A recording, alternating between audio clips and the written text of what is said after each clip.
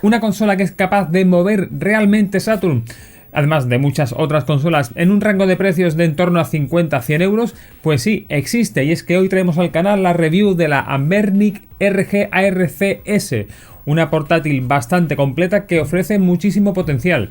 Primero veremos dónde podemos conseguirla y el precio que tiene a día de hoy, veremos sus características, luego veremos el típico desencajado o unboxing de rigor y luego haremos una prueba de funcionamiento viendo la interfaz y cómo rinde con emuladores para poder dar finalmente nuestro veredicto con nuestra lista de pros y contras.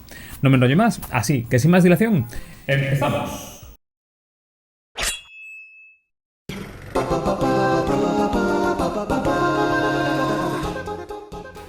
Esta consola RG ARC-S la podéis localizar como viene siendo habitual en AliExpress.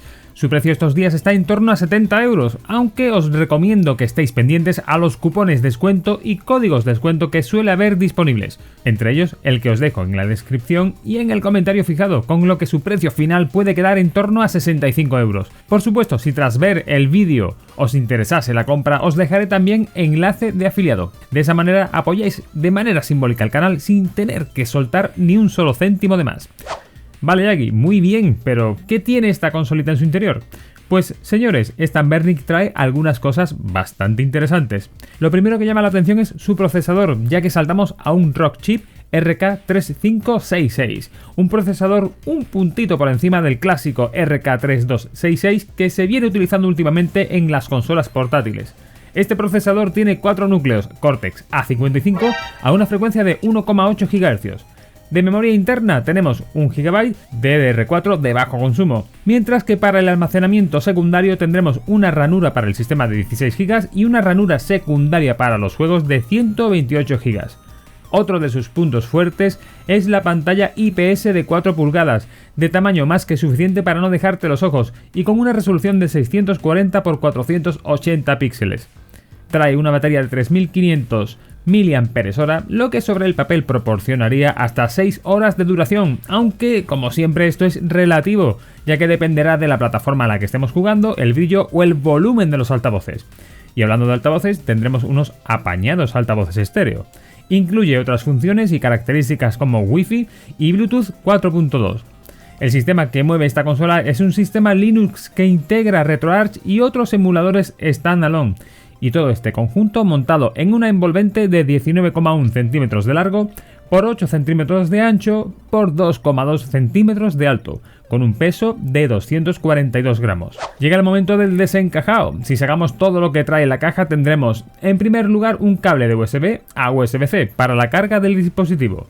En segundo lugar, un manual de instrucciones en 2 idiomas, chino e inglés, donde se explican las principales funciones de la consola.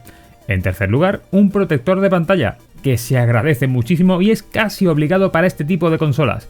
Una cajita con la tarjeta que alberga las ROMs y por fin lo que viene siendo la consola.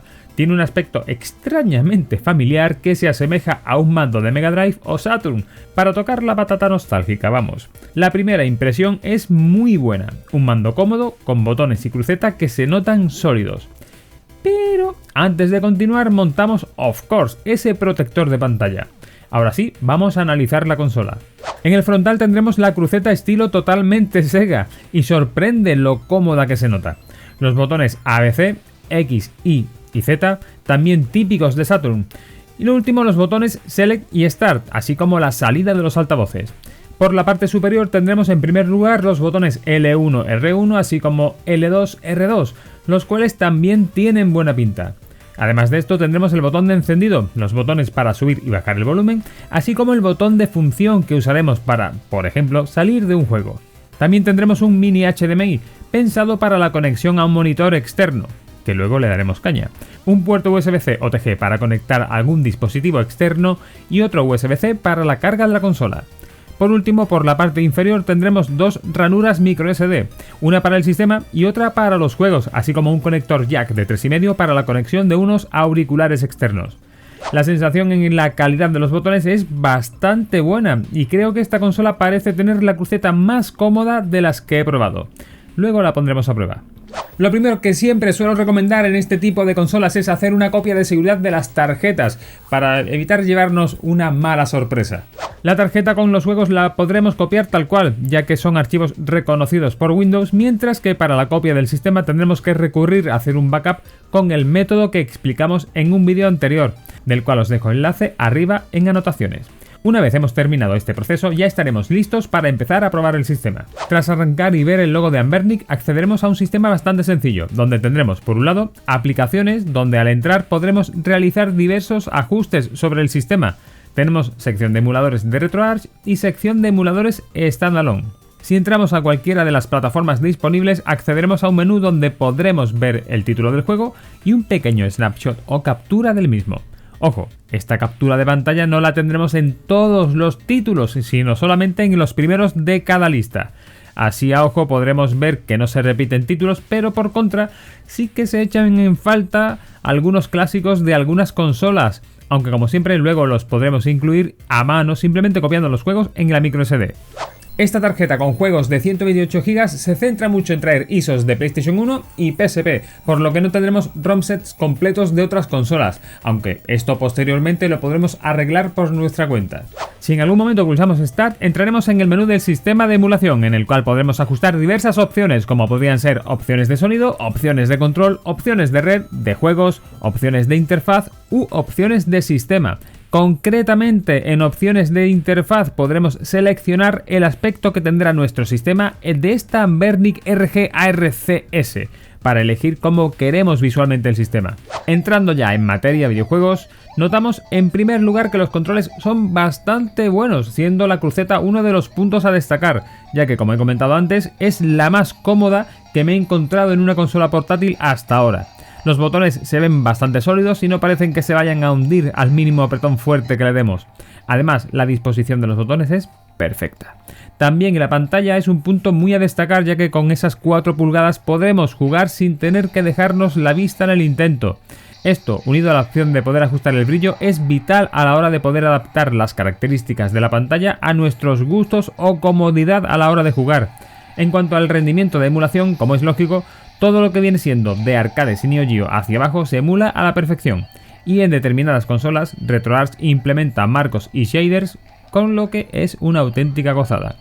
La emulación de PlayStation 1 y Nintendo 64 tampoco decepciona, y es que evidentemente el procesador Rockchip RK3566 que implementa esta Anbernic RG ARCS da bastante rendimiento y hace que estas consolas sean perfectamente jugables.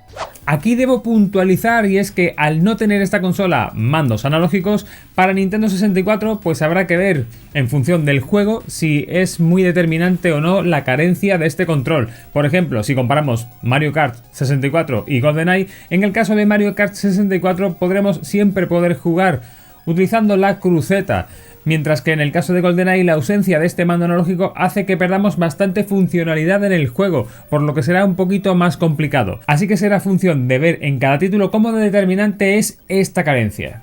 Por supuesto, las consolas o plataformas top de Sega, Dreamcast, Atomic Wave y Naomi se juegan bastante bien, de una manera bastante fluida. Finalmente, en cuanto a PSP, el rendimiento es variable dependiendo un poco del título, cuando estamos utilizando la emulación por RetroArch.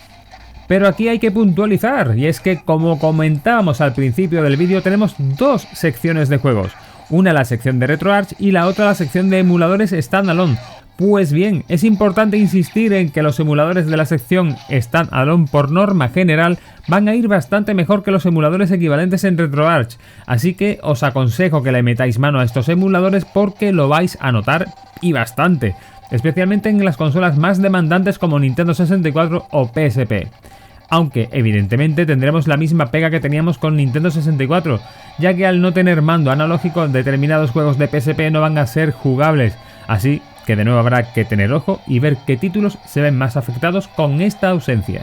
Digamos que por norma general PSP es jugable en función del título, aunque evidentemente si le metemos caña a un juego muy demandante como God of War Ghost of Sparta, vamos a ver que va justillo aún activando el frame skip. Y aquí tenemos el punto culminante, lo que me ha hecho realmente flipar con esta consola, y es que es capaz de mover Saturn, pero no de cualquier manera, sino con un rendimiento muy bestia y de una manera súper fluida. Es sorprendente que una consola portátil con un precio algo superior a 60 € mueva Saturn de esta manera. Probamos una selección de varios títulos de Saturn, incidiendo especialmente en Panzer Dragoon, y simplemente solo puedo decir que es para fliparlo. La emulación es súper fluida, Todo un hito teniendo en cuenta lo complicado que es emular esta consola de Sega. Por último, probamos las funciones adicionales. En primer lugar, el uso como pantalla externa. Para ello tendremos que, teniendo la consola apagada, conectar la salida mini HDMI para luego encender la consola y de ese modo se active dicha salida. Y señores, el funcionamiento es perfecto. Nuestro monitor detecta la señal y podremos jugar a Ice Anbernic en cualquier dispositivo que tenga entrada HDMI. Mini punto para la consola. Sin embargo, la otra función adicional que quería probar era la de mando externo para poder conectar, por ejemplo, al PC. Pero, aunque lo he probado de varias maneras, desgraciadamente no he conseguido hacer que esta consola funcione como mando, así que mini punto negativo en este sentido. Una vez que hemos probado esta consola portátil, llega el momento de dar nuestro veredicto con la lista de pros y contras. Como pros tendremos unos controles muy cómodos, una pantalla de tamaño perfecto y un muy buen rendimiento de emulación, destacando especialmente la emulación de Saturn, algo que muy pocas consolas de este rango de precio, por no decir ninguna, puede decir. Por último, una buena relación calidad-precio valorando el rendimiento que tiene. Como contras, como suele ser habitual en las consolas de Anbernic, una interfaz quizás excesivamente sencilla y algo tosca, aunque no es lo primordial que busca alguien que simplemente quiere jugar. Y en segundo lugar, ese mini punto negativo que hemos tenido porque no hemos conseguido hacerla funcionar como mando externo. Anbernic RG ARC-S. Una portátil que me ha sorprendido gratamente y que considero que es de lo mejorcito que hay en el rango de precios medios. ¿Algunos de vosotros la tenéis? ¿Qué opinión os ha merecido? Espero vuestras opiniones abajo en la sección de comentarios. Espero que este vídeo te haya gustado, te haya servido. Si es así, deja un pedazo de me gusta y comparte, ya que ese es el mejor regalo para ayudar al crecimiento del canal. Comenta por aquí abajo y suscríbete si no lo estás, dándole a la campanita, para estar al tanto de lo que viene. Poco más, nos vemos en el siguiente vídeo del canal. Hasta luego, Retrovers.